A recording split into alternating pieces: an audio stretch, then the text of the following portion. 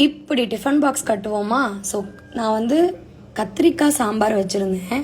அப்போ அந்த கத்திரிக்காய் சாம்பாரை பசங்க கத்திரிக்காய் சாப்பிட மாட்டாங்கல்ல.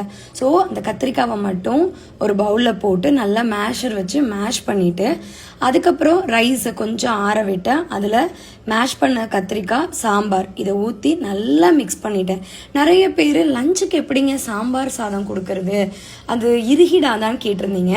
சாதம் வடித்து சாம்பாரை தனியாக நாம் இந்த மாதிரி மிக்ஸ் பண்ணி நல்லா தாராளமாக சாம்பார் ஊற்றி நல்லா மிக்ஸ் பண்ணணும். அதுக்கப்புறம் டிஃபன் பாக்ஸு எப்போதுமே குழந்தைங்களுக்கு டிஃபன் பாக்ஸ் கொடுக்கும்போது ரொம்ப ஸ்டைலிஷாக குட்டியாக கொடுக்கறது சரியா அப்படின்னு எனக்கு தெரியல.